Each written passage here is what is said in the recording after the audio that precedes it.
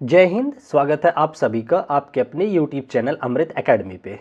हम लोग अपना सीटेट जुलाई 2025 के लिए मैथ और साइंस की प्रिपरेशन कर रहे हैं। उसमें मैंने आप लोगों के लिए प्रीवियस ईयर की एक 20 डेज की सीरीज़ स्टार्ट किया है, जो कि आपका हर सैटरडे संडे को होता है। सैटरडे को मैं आप लोगों को साइंस का एक चैप्टर मतलब एक प्रीवियस ईयर सेट कंप्लीट करवाता हूँ, अच्छे से डिस्कस कराता हूँ।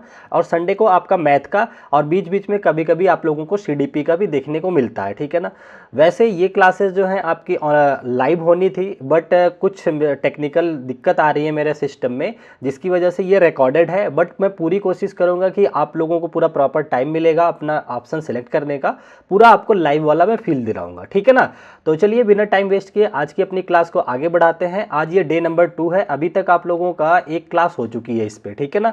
एक प्रीवियस ईयर सेट हमने डिस्कस कर लिया है, ये दूसरा सेट है। ये आई थिंक आपका 2022 का जुलाई वाला होगा, ठीक है ना। चलिए, तो एक एक क्वेश्चन को बहुत बारीकी से देखिएगा और अच्छे से समझिएगा। तो ये रहा आपका क्वेश्चन नंबर 1, ठीक है ना। पहला क्वेश्चन है आपका, बहुत ध्यान से पढ़िएगा, बहुत अच्छा क्वेश्चन है, ठीक है ना। इसमें देखिए आपसे कह रहा है कि राइजोबियम जीवाणु प्रायः चने, मटर और मूंग, बीन्स और अन्य फलियों की जड़ों में पाया जाता है, ठीक है ना। जीवाणु का पौधे से संबंध कहलाता है। तो आज आपके ऑप्शन दे रखे हैं सहजीवी, परजीवी, परपोषी और कीटहारी। तो आप लोग 1 सेकंड का टाइम लीजिए और इसका आंसर मन में कर लीजिए, ठीक है। और मैं आप लोगों को अगर बताना चाहूँ, आप लोग को एक बात पता होगा कि पौधों को, खासकर दलहनी पौधों को ज़्यादातर ज़रूरत होती है नाइट्रोजन की, ठीक है ना। और आपको एक बात पता होगी कि नाइट्रोजन अपने इन्वायरमेंट में 78% के पाया जाता है। तो आप कहोगे कि सर आसानी से ले सकते हैं, लेकिन क्या होता है, जो इन्वायरमेंट में नाइट्रोजन है उसको हमारे पेड़ पौधे एज इट इज़ यूज़ नहीं कर सकते, ठीक है ना। उसके यौगिक के फॉर्म में करते हैं। तो वो कैसे, कौन उन्हें कन्वर्ट करके देगा नाइट्रोजन को, उसके नाइट्रोजन के यौगीकरण करके कौन देगा, उसके लिए चुनाव होता है किसका, राइजोबियम जीवाणु का, ठीक है ना। तो ये जो राइजोबियम नामक जीवाणु होता है, ये क्या काम करता है, जो इन्वायरमेंट में आपके या फिर जमीन के अंदर कहीं पे भी पौधों के जड़ों के आसपास जो नाइट्रोजन होती है ना, उसको कन्वर्ट कर देता है नाइट्रोजन यौगिक के लिए, और फिर उसे क्या करता है, पेड़ पौधे आसानी से इस्तेमाल कर लेते हैं। ये तो हो गया पौधों का फायदा राइजोबियम से, ठीक है ना। और ये जो है चने मटर के जड़ों में पाया जाता है, ये आपको पता है।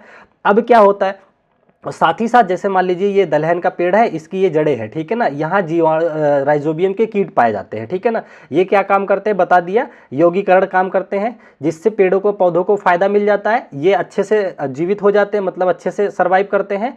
अब क्या होता है, इन राइजोबियम के कीटाणुओं को इनके साथ रहने के लिए जगह मिल जाती है, आवास मिल जाता है, वो उसकी जड़ों में आसानी से रह लेते हैं। तो दोनों का फायदा हुआ ना, पेड़ पौधों को नाइट्रोजन मिल जा रहा है और जीवाणु को क्या मिल जा रहा है, रहने के लिए जगह मिल जा रही है। तो दोनों एक दूसरे से लाभान्वित होते हैं, ठीक है ना। तो इस तरीके के जब दो व्यक्ति एक दूसरे से लाभान्वित होते हैं, ऐसे रिलेशन को बोला जाता है सिम्बायोटिक रिलेशन, ठीक है, यानी कि सहजीवी संबंध बोला जाता है, ठीक है ना। अगर मैं कुछ और सहजीवी संबंध का उदाहरण आप लोगों के साथ शेयर करना चाहूं, तो आप लोग देखते होंगे प्रायः आपको क्या दिखता है, उसको जो भैंस होती है उसके पीठ पे बगुला बैठा हुआ दिखता है, ठीक है ना। तो बगुला क्या काम करता है, भैंस की पीठ से जो जुएं होती हैं उनको खा जाता है, तो बगुले का पेट भर जाता है। एक तो ये फायदा हुआ। भैंस को कैसे फायदा होता है, भैंस को फायदा इस वजह से होता है कि उसके जो जुएं होते हैं वो निकल जाते हैं, क्योंकि वो हानि पहुंचाते हैं उसकी बॉडी को। तो दोनों एक दूसरे से अच्छे से रिलेशन हो गया। तो इस तरीके के जब दोनों व्यक्ति का फायदा होता है उसे बोलते हैं सिम्बायोटिक रिलेशन, ठीक है ना। तो आई होप इसका आंसर आपको करेक्ट समझ में आ गया होगा कि यहाँ पे किस तरह से सिम्बायोटिक रिलेशन है, ठीक है ना। परजीवी संबंध का क्या मतलब होता है, एक आदमी दूसरे पे पूरी तरह से डिपेंड हो जाए, ठीक है ना। परपोषी और बाकी आप इस तरह से, वैसे कीटहारी संबंध इस तरह से कोई संबंध होता नहीं है, ठीक है ना। आपको क्वेश्चन अच्छे से समझ आ गया है। चलिए क्वेश्चन नंबर 2 पे चलते हैं। तो इस तरीके से हर सैटरडे संडे आप लोग रेडी रहा करिए प्रीवियस ईयर डिस्कशन के लिए। चलिए, ये रहा आपका क्वेश्चन नंबर 2, ठीक है ना। नंबर लिखे नहीं है, मैं डालता चलूंगा। यहाँ पे कह रहा है, आपसे क्वेश्चन को ध्यान से पढ़ेंगे।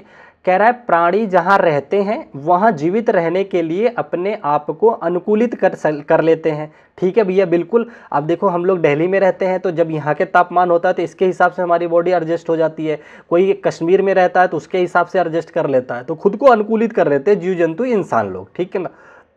यहाँ पे कह रहे हैं स्तंभ 1 में प्राणियों की सूची और स्तंभ 2 में प्राणियों के अनुकूलन की सूची दिया गया है, इनको मिलान करना है आपको, ठीक है ना। तो मैं थोड़ा सा इसको ऊपर करता हूं, ये रहा, ये देखिए पहला आपको दे रखा है, देखिए स्तंभ ए और स्तंभ बी। पहला कह रहा है पोलर बियर्ड, जो ध्रुवी भालू होते हैं वो कैसी जगह पे रहते हैं या फिर उनका नेचर क्या है। कह रहा है संवेदनशील श्रवण होता है उनके अंदर, या रूपांतरित दांत होते हैं, या पाद पर चिपकती हुई गद्दी होती है, या फिर लंबे गोलाकार और नुकीले पंजे होते हैं। मैं आप लोगों को बताऊं, जो ध्रुवे पे बियर होते हैं ना, यानी कि जो भालू होते हैं, आपको पता है वहां पे बर्फ बहुत होती है, तो उनको चलने के लिए क्या चाहिए होता है ना, उनके जो नाखून होते हैं वो नुकीले होते हैं, जिससे वो धसा धसा करके बर्फ के ऊपर आसानी से ट्रेवल कर सकते हैं, चल सकते हैं, ठीक है ना। तो यहाँ पे अगर हम बात करते हैं ध्रुवी भालू का जो सर्वाइवल नेचर होगा वो आपका मिल जाएगा किसके साथ, 4 के साथ, कि देखिए लंबे गोलाकार और नुकीले पंजे होते हैं जो उन्हें बर्फ पे चलने में मदद करते हैं। तो ए जो है आपका मिल जाता है 4 से, ए 1 से ये ऑप्शन नहीं होगा, ए 4 से है, हाँ ए 3 से ये भी नहीं होगा, ए 2 से ये भी नहीं होगा। अगर आपको कॉन्फिडेंटली एक भी आंसर पता है तो आप आंसर कर सकते हैं, बाकी मैं आपको अदर ऑप्शन भी बता देता हूं। लाल आंख वाले मेंढक जो होते हैं उनका जो होता है पाद पर चिपकती हुई गद्दी जैसा कुछ बिहेव होता है। शेर को आप देखेंगे ना, शेर के अंदर ना संवेदनशील श्रवण होता है। आप देखेंगे शेर ना कई बार होता है जब शिकार कर पे निकलता है तो उसके जो मूंछ के बाल होते हैं उससे सेंसेशन बहुत तेज करता है। अगर किसी के पत्ते गिरेगा ना तो भी उसे पता चल जाता है, बहुत शातिर होकर के वो करता है। तो वो क्या होता है, मतलब जो सेंसिटिव होता है, सुनने में थोड़ा सेंसिटिव होता है। तो शेर का मिलान आपका 1 से हो जाता है, ठीक है ना, सी आपका 1 से मिल गया। एलिफेंट, हाथी के रूपांतरित दांत, ये तो आप लोग देखे ही होंगे कि हाथी के 2 दांत निकले हुए होते हैं बाहर, तो ये आपका मिल जाता है 2 के साथ, ठीक है ना। तो चारों ऑप्शन आपको समझ आ गए। इस तरीके से आपसे क्वेश्चन पूछे जाते हैं, ये सारा पूरा का पूरा आपका प्रीवियस ईयर है, ठीक है। चलिए बढ़ चलते हैं हम लोग अगले क्वेश्चन पे। अगर किसी भी क्वेश्चन में आप लोगों को डाउट रह जाता है तो आप लोग प्लीज़ कमेंट जरूर किया करिए, ठीक है ना। और अच्छे से सब कुछ समझ आ जाता है तो भी कमेंट किया करिए कि हाँ सब कुछ समझ आ गया, कैसा चल रहा है पढ़ाई, ठीक है। ये आपका हो जाता है क्वेश्चन नंबर 3। इस तीसरे नंबर क्वेश्चन में आपसे कह रहा है, देखिए कि which one of the following seeds is generally not dispersed by wind. कह रहा है निम्नलिखित में से कौन सा बीज है जो वायु द्वारा छितराया नहीं जाता है। मतलब आपको पता होना चाहिए कि जो पौधे के नए पौधे उगने के लिए खरपतवार होते हैं, वैसी चीज़ होती है, उनके बीज जो होते हैं एक जगह से दूसरी जगह, कुछ पानी से बह के चले जाते हैं, कुछ चिड़िया उठा के लेके चली जाती है, कुछ हवा लेके चली जाती हैं। तो ये 4 नाम दिए हैं, इसमें से पूछ रहा है कौन सा ऐसा है जिसको कि हवा से नहीं फैलाया जा सकता है, ठीक है ना। मदार आप लोगों को पता है, मदार का जो फूल होता है उसमें ना आप देखेंगे रुई जैसा होता है, कॉटन जैसा होता है, उसके अंदर बीज होता है, तो ये हवा से उड़ करके डिस्पर्स हो जाता है, पर इसने नहीं पूछा है तो ये आंसर नहीं होगा क्योंकि ये हवा से डिस्पर्स हो सकता है। सूर्यमुखी पे अभी विचार करते हैं। उसके बाद आता है आपका ड्रामेस्टिक या स्वजनन की फली बोलते हैं इसको, ठीक है, इस पे भी सोचते हैं। और जेनिथम, ठीक है ना, जेनियम करके एक होता है, फल फ्रूट्स होता है। देखिए जब मैं ये पिछली बार आप लोगों को क्वेश्चन कराया था तो इसमें लेकर के थोड़ा सा कंफ्यूजन था। जो कई सारी किताबों में इसका आंसर दिया हुआ है वो सूर्यमुखी का है, ठीक है ना। और जहाँ तक मुझे लगता है सूर्यमुखी जो है इसके जो सीड्स होते हैं काफ़ी वजन होते हैं। आप लोगों ने देखा होगा सूर्यमुखी के सीड से तेल निकलता है, तो वो हवा से तो नहीं जाता है, ज़्यादातर वो आपका पानी के माध्यम से या चिड़िया वगैरह लेके जाती हैं, उसको डिस्पर्स करने का काम करती हैं। और कई किताबों में ये आंसर भी दिया है। और कुछ अगर आप गूगल वगैरह करेंगे तो आपको ये जेनियम करके जो एक पौधा होता है इसके बारे में भी दिखाएगा। लेकिन मैं बताऊं ना, अगर ज़्यादा रिसर्च करो तो एक चीज़ निकल करके आता है, ये जेनियम जो पौधा है ना, ये कुछ रिलेट करके होता है मदार के पौधे जैसा होता है। उसमें भी क्या होता है, कॉटन जैसा होता है। जब उसमें कॉटन है तो ये भी उड़ सकता है, ठीक है ना। तो ये मतलब विंड से डिस्पर्स हो सकता है। फिलहाल अभी के लिए आप इसको आंसर कर सकते हैं और कुछ जगह आप सर्च करें, मैं पहले बता रहा हूँ ये भी आंसर आपको दिखेगा, ठीक है ना। तो आपको ये आपके ऊपर छोड़ रहा हूं, आप एक बार इस पे थोड़ा रिसर्च कीजिएगा कि आपके हिसाब से कौन सा राइट लग रहा है, ठीक है। कमेंट करके जरूर बताइएगा क्वेश्चन नंबर 3 का, ठीक है ना। मेरे हिसाब से तो ज़्यादातर सूर्यमुखी को सपोर्ट हो रहा है, बाकी कई जगह मैंने इसको भी आंसर देखा है, लेकिन मैं इस पौधे को एकदम से देखा नहीं। एक बार गूगल करके इसका फोटो निकाल लेना तो आप लोगों को अच्छे से क्लियर हो जाएगा, ठीक है ना। चलिए आगे बढ़ चलते हैं अगले क्वेश्चन की तरफ। नेक्स्ट क्वेश्चन देखिए आपसे क्या कह रहा है, क्वेश्चन नंबर 4 है, ठीक है ना। ये रहा, आपने देखा होगा जो पेड़ पौधे, जो पौधे होते हैं, पुष्प होते हैं, कुछ पौधे ऐसे होते हैं जिनके अंदर मेल और फीमेल दोनों जननांग पाए जाते हैं, ठीक है ना, पुंकेसर और स्त्रीकेसर। और कुछ ऐसे पौधे होते हैं जिसमें केवल और केवल एक पाए जाते हैं, ठीक है ना। तो इस क्वेश्चन में आपसे वही पूछ रहा है कि which of the following is an example of a unisexual flowers, यानी कि निम्नलिखित में से कौन एक लिंगी पुष्प का उदाहरण है, ठीक है ना। तो एक लिंगी पुष्प से मतलब हो गया जिसके अंदर या तो केवल स्त्री केसर होगा या केवल पुंकेसर होगा, ठीक है ना, मादा जननांग होगा या फिर नर जननांग होगा। मैं अगर आप लोगों को बताऊं, जो सरसों का पौधा होता है ये बाइसेक्सुअल होता है, इसके अंदर दोनों पाया जाता है, तो ये आंसर तो नहीं होगा आपका। मैंने आप लोगों को द्विलिंगी पौधों के उदाहरण के रूप में लिखवाया है, क्या क्या लिखवाया था, पिट्यूनिया, गुलाब और सरसों, ये तीनों एग्जाम्पल आपके नोट्स में भी हैं। आप क्लास अगर पढ़ते होंगे, आप लोगों को पता होना चाहिए कि एनसीईआरटी की पूरी सीरीज मैं एकदम सीक्वेंस में पढ़ाया हूं, और साथ ही साथ आप लोगों के प्रॉपर सीक्वेंस में क्लासेस भी चलती हैं, इसी चैनल पे प्लेलिस्ट बनी हुई है, तो आप देख सकते हैं, ठीक है ना। तो यहाँ पे देखिए सरसों नहीं होगा क्योंकि ये द्विलिंगी का उदाहरण है, गुलाब भी द्विलिंगी होता है और पिट्यूनिया भी द्विलिंगी होता है। तो यहाँ पे जो आपका करेक्ट आंसर बन जाता है पपीता। पपीता जो होता है आपका एक लिंगी फ्लावर या उसके अंदर आता है, ठीक है ना। समझ आ रहा है, आप लोग पहले भी आंसर कर लिया करो, ठीक है, मन में ही चाहे, ठीक है। चलिए 4 क्वेश्चन हो गए, अब आपका आ जाता है क्वेश्चन नंबर 5।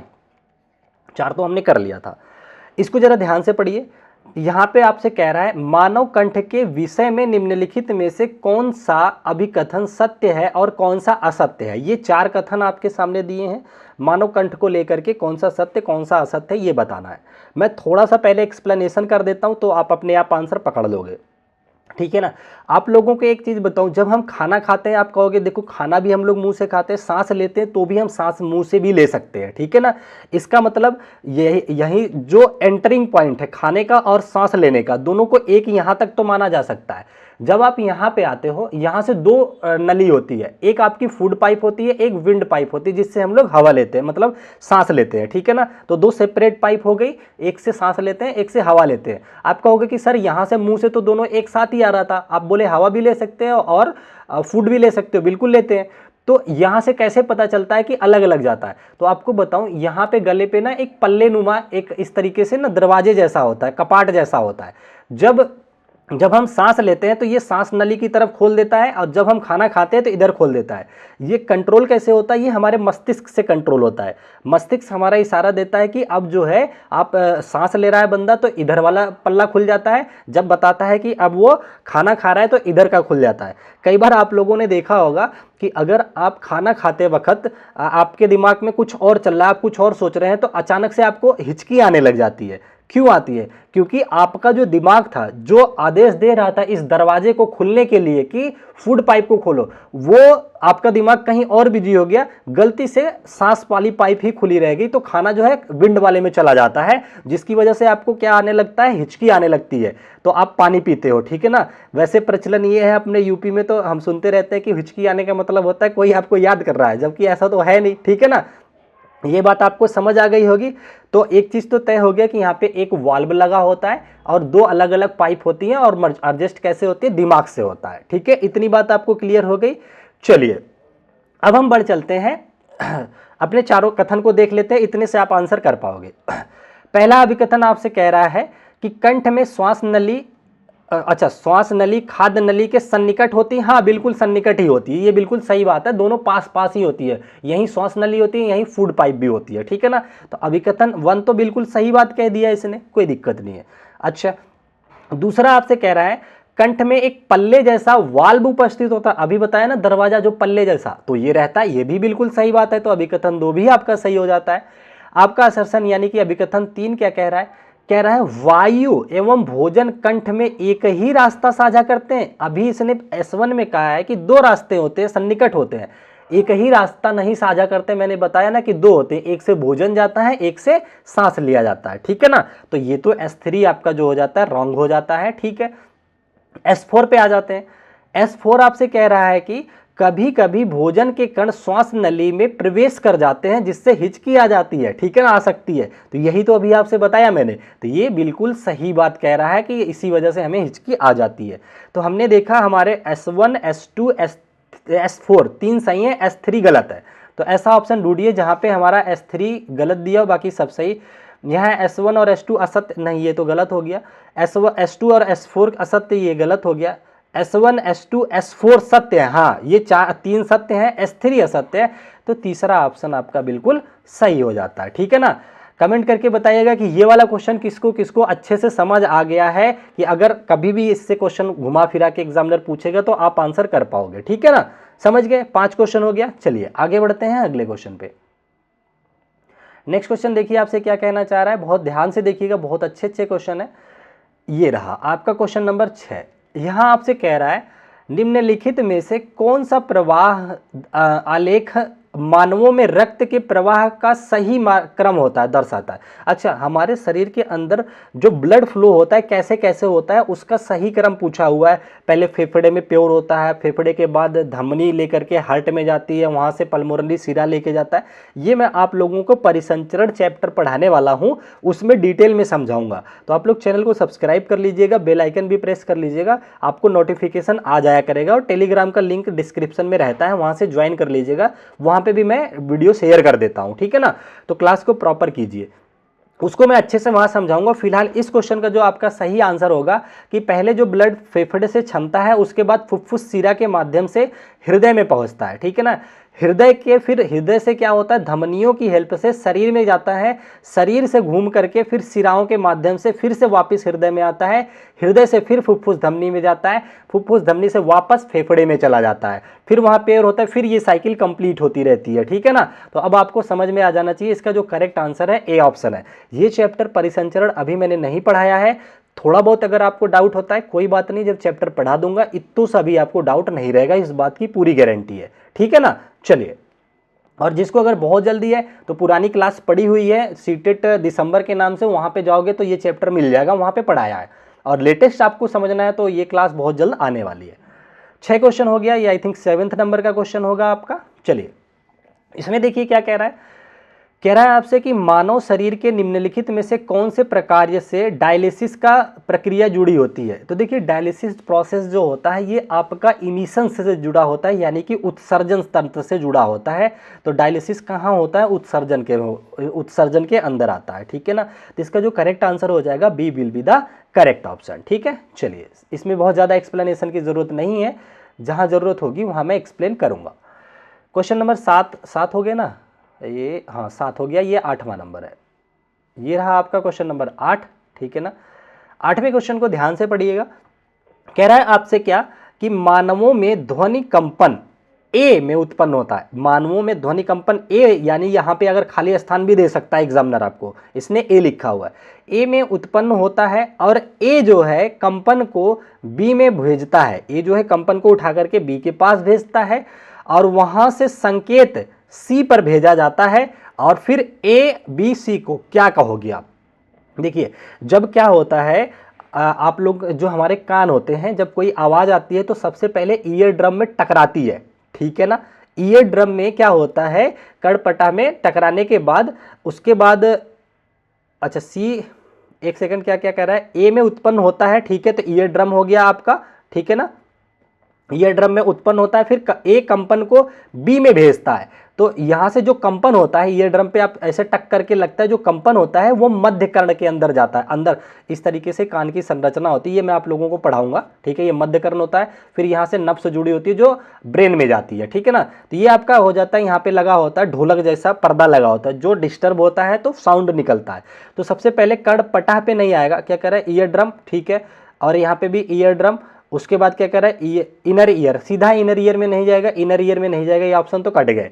उसके बाद क्या कह रहा है, ए पता चल गया कि ईयर ड्रम होगा, ए। उसके बाद ए जो है मतलब ईयर ड्रम है, कंपन को बी में भेजता है। तो ईयर ड्रम कंपन जो होता है अंतःकरण के पास भेजता है। कहाँ भेजता है, अंदर कर्ण वाले के पास।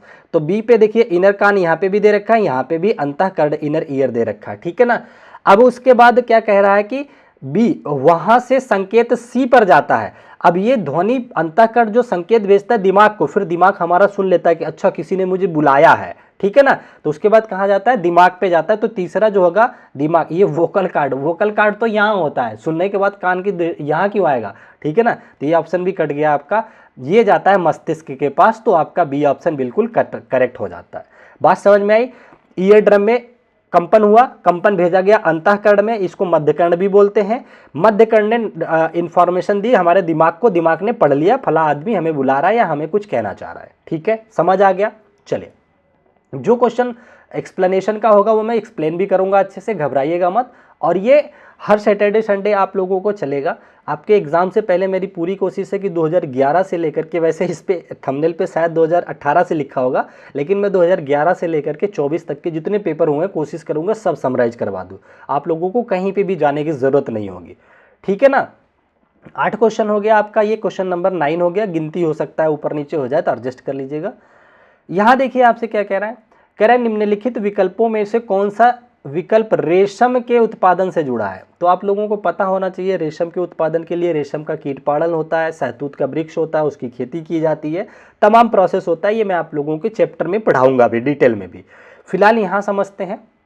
पहला ऑप्शन कह रहा है रेशम कीट पालन, हाँ संबंधित है। और वनवर्धन, रेशम कीट पालन वन को बढ़ावा देने के लिए नहीं किया जाता है। ठीक है, ये गलत हो गया। उसके बाद कह रहा है रेशम कीट पालन, हाँ ठीक है। और सहतूत कृषि, हाँ सहतूत कृषि करने से रेशम का कीट पालन जुड़ा है एक दूसरे से, ये आपका आंसर हो सकता है। बी पे चलते हैं, कह रहा है रेशम कीट पालन और मधुमक्खी, मधुमक्खी का रेशम से क्या मतलब होता है? कोई प्रश्न नहीं। रेशम का अपना कपड़ा उद्योग की तरफ होता है, मधुमक्खी शहद की तरफ होती है, तो ये आपका आंसर बिल्कुल नहीं होना चाहिए। ठीक है ना? डी कह रहा है आपसे रेशम कीट पालन और पुष्प कृषि, नहीं पुष्प कृषि का भी कोई संबंध नहीं है। रेशम कीट पालन का संबंध आपका शहतूत कृषि से हो जाएगा, तो आपका बी ऑप्शन बिल्कुल करेक्ट हो जाएगा। आई होप आप लोगों को बहुत अच्छे तरीके से चीज़ें समझ आ रही होंगी और आप लोग अच्छे से कर भी रहे होंगे। खुद से आंसर करते हैं कि नहीं करते हैं? किया करिए। 9 क्वेश्चन हो गया, ये रहा आपका क्वेश्चन नंबर 10। ठीक है ना? 10वें नंबर का क्वेश्चन जरा ध्यान से पढ़िए, क्या कहना चाह रहा है आपसे, इसको पढ़िए। मैं तब तक थोड़ा सा पानी पीना चाहूँगा। मैं कोशिश कर रहा हूँ कि आप लोगों को पूरा लाइव वाला फील आए, मैं सिस्टम सही करा के, और थोड़ा आप लोग जुड़ो भी तो थोड़ा इंटरेस्ट बने लाइव क्लास लेने का। मैं 2-3 बार लाइव क्लास लेने की कोशिश किया हूँ, आप केवल 5-7 लोग ही आते हो, थोड़ा इंटरेस्ट डाउन हो जाता है। तो कोशिश कीजिएगा, और आप ज़्यादा मात्रा में कमेंट करेंगे कि सर आप लोग, आप कम से कम थ्योरी वाला पोर्शन तो चलो रिकॉर्डेड पढ़ लो, प्रैक्टिस सेट अगर आप लोग जो है प्रीवियस ईयर का लाइव पढ़ो तो वो ज़्यादा बेहतर होगा, क्योंकि 2 वे कम्युनिकेशन हो जाएगा वहाँ पे। ठीक है ना? चलिए, 10वां क्वेश्चन आपसे कह रहा है कि संजना ने मिट्टी की अंतःस्रावण दर ज्ञात करने के लिए एक प्रयोग किया। ठीक है भाई, उसने पाया कि मिट्टी के नमूने में 400 ml जल के अंतःस्रावण को 20 मिनट लगते हैं। अंतःस्रावण का दर क्या होगा? देखिए क्या हो, अंतःस्रावण की अगर मैं दर की बात करूँ ना, तो ये होता है कितना 400 ml जल, कितना टोटल जल है, अमाउंट ऑफ वाटर हो गया, और डिवाइड कर दीजिए पर मिनट, ये कितना टाइम लग रहा है। जैसे अंतःस्रावण समझ रहे हैं, जैसे मिट्टी के कण है, ये छोटे छोटे छोटे छोटे मिट्टी के कण है, इसके अंदर पानी घुसने की दर पूछ रहा है कि कितने देर में कितने पानी घुस जाते हैं। जैसे खेत की सिंचाई की जाती है तो कितना अमाउंट ऑफ वाटर कितने टाइम में जा रहा है, उससे डिवाइड कर दिया जाता है। तो अमाउंट ऑफ वाटर आपका जो जा रहा है कितना, 400 जा रहा है, 400 ml हो गया, और नीचे टाइम लग रहा है 20 मिनट। ये काटेंगे तो 2 से काटेंगे तो ये 20 बार में, तो ये 20 ml पर मिनट आपका रेट आ जाएगा। ठीक है ना? क्योंकि ml पर मिनट ऑप्शन भी दिया है, तो अगर ये कुछ चेंज करता तो हम पहले चेंज कर लेते, ml की जगह लीटर कुछ देता या मिनट की जगह सेकंड देता, तो हम उस हिसाब से परिवर्तित कर लेते। लेकिन इसने ऑप्शन में भी आपको ml, मीटर और मिनट दिया है, तो इसलिए मैं सीधा सीधा सॉल्व करूंगा। ठीक है ना? तो आपको जो करेक्ट आंसर आ जाएगा 20 ml पर मिनट आ जाएगा। ठीक है, चलिए आगे बढ़ चलते हैं अगले क्वेश्चन पे। 10 क्वेश्चन हो गए, ये रहा आपका 11 नंबर का क्वेश्चन। ध्यान से पढ़िए 11 नंबर के क्वेश्चन को, क्या कहना चाह रहा है, बहुत प्यार से समझिएगा। क्या एक कॉलम है ये जिसमें पोषक तत्व, न्यूट्रिएंट्स के नाम दिए गए हैं, आपके विटामिन्स के नाम दिए गए हैं, और कॉलम 2 है जिसमें उसके कमी से होने वाले रोग को दिया गया है। तो आपको सही मिलान करना है। ठीक है ना? कह रहा है लौह आयरन, मतलब आयरन की कमी से कौन सा प्रॉब्लम होता है, तो आप लोगों को पता होना चाहिए। आयरन की कमी से एनीमिया रोग होता है, जिसको रक्त अल्पता बोलते हैं।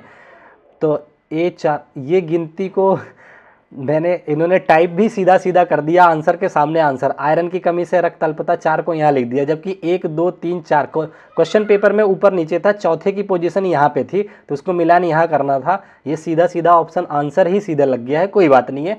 तो आपको पता होना चाहिए आयरन की कमी से क्या होता है, रक्त अल्पता 4। तो ए आपका 4 से मिलान कराइए, ए 1 से था, 3 से था, या 4 से था, ये हो सकता है या ये आंसर हो सकता है।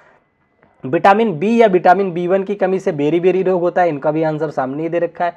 तो बी एक से यहाँ पे है, तो ये डी भी कट गया, आपका सी ऑप्शन करेक्ट हो जाता है। ठीक है, बेसिकली ये चारों ऑप्शन अपने आप में सही जगह लग गए हैं। सॉरी फॉर दैट, ये टाइपिंग मिस्टेक है। देखिए, विटामिन सी की कमी से स्कर्वी होता है, ये इसके आंसर लग गया है। आयोडीन की कमी से ग्वाइटर यानी कि घेंघा रोग होता है। आपको ये बातें याद रहनी चाहिए, एग्जामिनर कैसे भी घुमा करके पूछ सकता है, इसका कथन कारण बना सकता है, इसका मिलान करने वाला बना सकता है, इसका रिक्त स्थान भरने वाला बना सकता है, किसी भी तरीके से अगर पूछे। बट अगर आपका कॉन्सेप्ट क्लियर है तो आपको प्रॉब्लम नहीं होगी। ठीक है, बात समझ गए। चलिए आगे बढ़ चलते हैं 12वें नंबर के क्वेश्चन पे। ये रहा आज का आपका 12th नंबर का क्वेश्चन, ध्यान से पढ़िए। ठीक है ना, इसमें आपसे कह रहा है कि निम्नलिखित में से क्या एक रासायनिक परिवर्तन का उदाहरण नहीं है। रासायनिक परिवर्तन का उदाहरण नहीं है पूछ रहा है आपसे। हमारे शरीर में भोजन का पचना बिल्कुल ये रासायनिक क्रिया होती है, तो ये है, तो ये आंसर नहीं होगा क्योंकि नाट वाला पूछा है। किण्वन भी रासायनिक होता है, फ्रेगमेंटेशन होता है, अल्कोहल वगैरह बनाने का प्रोसेस होता है। प्रकाश संश्लेषण, पौधे क्लोरोफिल की उपस्थिति में भोजन बनाते हैं, ये भी रासायनिक परिवर्तन है। क्रिस्टलीकरण, ये जो है आपका भौतिक परिवर्तन होता है, तो यही आपका नहीं होगा, तो जो 4 होगा यही आंसर हो जाएगा। अच्छा, नीचे भी ऑप्शन, तो केवल डी, ये वाला सिलेक्ट कर लीजिए, केवल डी आपका करेक्ट आंसर होगा। ठीक है ना, क्रिस्टलाइजेशन जो होता है वो भौतिक परिवर्तन में आता है, इसमें केवल उसकी अवस्था परिवर्तित होती है। ठीक है, 12 क्वेश्चन आपके हो गए। बढ़ चलते हैं हम लोग क्वेश्चन नंबर 13 की तरफ। ये रहा आपका क्वेश्चन नंबर 13, लिखा नहीं गया, मैं लिख देता चलता हूं। यहां कह रहा है आपसे उदासीनीकरण अभिक्रिया के लिए निम्नलिखित में से क्या गलत है। ध्यान से देखिएगा, कह रहा है क्या गलत है। उदासीनीकरण अभिक्रिया क्या होती है, मैंने आप लोगों को रिएक्शन चैप्टर पढ़ाया है, उसमें मैंने आपको बताया है साफ साफ कि जब अम्ल और क्षार की क्रिया कराई जाती है तो लवण और जल बनता है, तो इसे बोला जाता है उदासीनीकरण अभिक्रिया। ठीक है ना, और जो लवण बनता है यानी कि जो सॉल्ट बनता है आपका, उसका नेचर क्षारीय भी हो सकता है, अम्लीय भी हो सकता है, उदासीन भी हो सकता है, तीनों ही नेचर वो शो करता है। ठीक है ना, क्योंकि NaCl आप लोग देखते होंगे नमक उदासीन लवण है। ठीक है, बात समझ में आ गई। चारों ऑप्शन देखते हैं। पहला ऑप्शन कह रहा है यह अम्ल और क्षार के बीच के अभिक्रिया है, बिल्कुल उदासीनीकरण अम्ल और क्षार के बीच की अभिक्रिया है, ये बिल्कुल सही है, तो ये आंसर नहीं है क्योंकि उसने गलत पूछा है, तो ये तो सही हो गया। दूसरा कह रहे हैं इस अभिक्रिया में एक नया पदार्थ लवण बनता है, बिल्कुल मैंने बताया बनता है, तो ये भी सही है, तो ये भी आंसर नहीं है। सी ऑप्शन देखते हैं, कह रहा है निर्मित लवण की प्रकृति में केवल अम्लीय अथवा क्षारीय होते हैं, मैंने बताया ना कि उदासीन भी होते हैं, इसलिए ये गलत है, तो यही आपका आंसर होगा, मतलब सी आपके आंसर में आएगा। क्यों होगा, क्योंकि इसने केवल अम्लीय और क्षारीय बोल दिया, उदासीन का नाम नहीं लिया, जबकि आप देखोगे तो NaCl आपका एक उदासीन लवण होता है। ठीक है ना, चलिए चौथा आपसे कह रहा है अभिक्रिया में ऊष्मा सर्वदा अवशोषित होती है, ये भी गलत है, तो ये भी आपके आंसर में आएगा। ठीक है, क्योंकि गलत वाला पकड़ना है। जो रेडॉक्स मतलब ऑक्सीडेशन अभिक्रिया होती है हमेशा अवशोषी नहीं होती, ऊष्मा छेपी भी होती है। ठीक है ना, तो आपका जो करेक्ट आंसर होगा वो होगा सी और डी। एक चीज़ का ध्यान रखना, ये जो वर्ड लिखा है कि कौन सा गलत है, इससे कभी दिक्कत मत लेना, बहुत ध्यान से क्वेश्चन पकड़ना, नहीं तो आप लोग ना ए बी को आंसर करके आ जाओगे, क्योंकि आप लोग सही वाला पकड़ लोगे, सही वाले को नहीं, यहाँ पे गलत वाले को आंसर टिक करना है। तो आपका जो करेक्ट आंसर हो जाएगा D will be the correct answer, जहाँ पे दे रखा है सी और डी। समझ गए। चलिए आगे बढ़ते हैं क्वेश्चन नंबर 14 की तरफ। ये रहा आपका क्वेश्चन नंबर 14। ठीक है ना, इसमें आपसे कह रहा है कि जब सल्फर ऑक्सीजन से अभिक्रिया करता है तब एक गैस ए बनती है। ठीक है, ए को जल में घोलने पर बी बनता है और बी सी से सी लिटमस को डी कर देता है। ए बी सी डी क्रमशः क्या होंगे, तो देखिए जब सल्फर की ऑक्सीजन से अभिक्रिया होती है तो सल्फर डाइऑक्साइड बनता है, पहली बात तो। ठीक है ना, तो सल्फर डाइऑक्साइड बनता है, तो यहाँ पे देखिए सल्फर ऑक्साइड बना दिया, ये काट दो, सल्फर डाइऑक्साइड ये है। ठीक है, ये सल्फर ऑक्साइड है, ये भी काट दो, ये सल्फर ऑक्साइड है, ये भी काट दो। तो आपके 3 ऑप्शन तो वैसे ही कट गए, आपका आंसर मिल चुका है अगर आप कॉन्फिडेंट हो तो, क्योंकि सल्फर की जब क्रिया ऑक्सीजन से होती है तो वो सल्फर डाइऑक्साइड बनाता है, केवल सल्फर ऑक्साइड नहीं बनाता। ये बात पता होनी चाहिए। रिएक्शन चैप्टर मैंने पढ़ा रखा है, जिसको अगर कोई दिक्कत है तो पढ़ सकता है, बहुत ज़्यादा दिक्कत है तो आप दोनों क्लास कीजिए, सीटेट वाली प्लेलिस्ट भी कीजिए और NCERT प्लेलिस्ट भी कंप्लीट कीजिए। ठीक है ना, वैसे तो दोनों करना कंपलसरी है, क्योंकि सीटेट ही देकर के आपको बैठना थोड़ी है, उसके बाद किसी भी कंपटीशन या बीपीएससी 4 केवीएस या कुछ भी तो देंगे ही ना। तो एनसीईआरटी सीरीज़ तो कंप्लीट ही कर डालो, उसमें 32 क्लासेस हो चुकी हैं आपकी, ठीक है। वो 55 क्लास होगी, वो भी जल्दी करवा दूंगा, ठीक है। समझ आ गया। बाकी अब जब आंसर मिल गया उसके बाद आपका सल्फ्यूरस अम्ल बनता है, जो कि अम्ल है, तो ये ब्लू लिटमस को रेड में कन्वर्ट कर देगा, तो आपका करेक्ट आंसर बी हो जाता है, ठीक है। चलिए 14 क्वेश्चन हो गए, बढ़ चलते हैं हम अपने क्वेश्चन नंबर 15 की तरफ। देखिए ये फिजिक्स का पार्ट है, ये रहा क्वेश्चन नंबर 15। ध्यान से पढ़िए क्या कह रहा है। कह रहा है निम्नलिखित में से कौन सा विभिन्न घर्षण बलों का घर्षण के बढ़ते क्रम को दर्शाता है। आप लोगों को मैंने सिखाया था कि दो सतहें जब आपस में टच होती हैं तो कुछ ना कुछ उनके बीच क्या होता है, घर्षण होता है, ठीक है ना, जो वस्तु के गति का विरोध करता है, ठीक है ना। वस्तु के गति का क्या करता है, विरोध करता है, उसे ही हम लोग फ्रिक्शन बोलते हैं। फ्रिक्शन आपका कई तरीके से होता है, जैसे अगर कोई वस्तु पूरी तरीके से पड़ी हुई है ज़मीन पे तो स्थिति की वजह से स्थैतिक फ्रिक्शन बोलते हैं। अगर मान लीजिए पहले से ये स्लाइड कर रही है तो स्लाइडिंग फ्रिक्शन हो गया। मान लीजिए कोई गोयल टायर है और लुढ़क रहा है तो ये रोलिंग फ्रिक्शन हो जाता है। सबसे कम जो होता है, मतलब कमज़ोर जो होता है रोलिंग होता है, उससे मजबूत होता है स्लाइडिंग, सबसे मजबूत होता है स्थैतिक घर्षण। तो बढ़ता क्रम अगर देखें तो रोलिंग, फिर स्लाइडिंग, फिर स्थैतिक आता है। तो रोलिंग, स्लाइडिंग, स्थैतिक, स्थैतिक से शुरू है काट दो, सर्पी से शुरू है काट दो, सर्पी से काट दो। देखिए रोलिंग, स्लाइडिंग, स्टैटिक, ये बिल्कुल सही है, बढ़ता क्रम है। सर्वाधिक स्टैटिक होता है, उससे कम स्लाइडिंग होता है, सबसे कम रोलिंग होता है, ठीक है ना। बात समझ में आ रही है आप लोगों को। और ये फ्रिक्शन चैप्टर हुआ नहीं है तो ये जब मैं पढ़ाऊंगा तो और अच्छे से सब कुछ कराऊंगा। चलिए आगे बढ़ते हैं अगले क्वेश्चन पे। ये रहा आपका क्वेश्चन नंबर 16, ठीक है ना। ध्यान से देखिए, बड़ा ही प्यारा क्वेश्चन है। यहां कह रहा है आपसे दो समतल दर्पण एक दूसरे के समानांतर हैं और उनके मध्य 30 सेंटीमीटर की दूरी है, उनके बीच में रखे गए एक सिक्के के कितने प्रतिबिंब बनेंगे। तो एक चीज़ देखना, जब भी कभी दो समतल प्लेन मिरर आमने सामने खड़े होते हैं ना, आप कभी आपसे ऐसे भी कह देगा कि आप जो है किसी शोरूम में गए हैं कपड़े खरीदने के लिए, तो आपके सामने दो मिरर लगे हुए हैं समानांतर, आपकी कितनी इमेज बनेगी। तो इस सिचुएशन में आप हो गए या क्वाइन हो गया, उसकी ना इनफाइनाइट इमेज बनती है जब दोनों पर उसके समानांतर होते हैं, ठीक है ना। अगर ये किसी कोण पे लगे होते हैं तो इनके लिए इवन ऑड का कॉन्सेप्ट लगता है। ये फार्मूला मैं चैप्टर में पढ़ाऊंगा, θ/360 - 1 करके फार्मूला होता है, वो अप्लाई किया जाता है, ठीक है। बात समझ गए। चलिए तो फिलहाल यहाँ ने समानांतर की बात करी है तो समानांतर में अनंत बनेंगे, डी ऑप्शन आपका बिल्कुल करेक्ट हो जाता है, ठीक है। चलिए 16 क्वेश्चन हो गए, बढ़ चलते हैं अपने क्वेश्चन नंबर 17 की तरफ। ये एक असर्शन रीजन का क्वेश्चन है, ठीक है ना। और लास्ट में कमेंट करके बताइएगा किसका 20 में 20 सही हुआ। ये शायद 20 क्वेश्चन होने चाहिए जहां तक मुझे उम्मीद है, ठीक है ना। ये रहा आपका, शायद 17 ही है क्या, एक सेकंड मुझे थोड़ा सा टाइम देना और देख लें। हाँ ये आपका आज का आखिरी क्वेश्चन है, शायद 17 ही लग पाए थे, क्योंकि बाकी जो क्वेश्चन पेडागॉजी वाले पार्ट हैं उनको मैं आप लोगों को अलग से सीरीज चलाऊंगा, इसीलिए 20 डेज किया है, क्योंकि 10 साल का पेपर तो मैं फिर 10 दिन में ही हो जाता, लेकिन सबके जो वो दे रखे हैं पेडागॉजिकल पार्ट उनको अलग से लूंगा, तो 20 दिन की क्लास हो जाएगी, कुछ एक्स्ट्रा क्वेश्चन भी होंगे, ठीक है ना। ये दे रखा है असर्शन आपसे कि सोडियम ग्लिसरीन में भंडारित किया जाता है, ये 17 नंबर का क्वेश्चन है। रीजन कह रहा है सोडियम ऑक्सीजन और जल से अभिक्रिया करता है। ये आप लोगों के लिए होमवर्क रहेगा, बड़ा ही आसान क्वेश्चन है।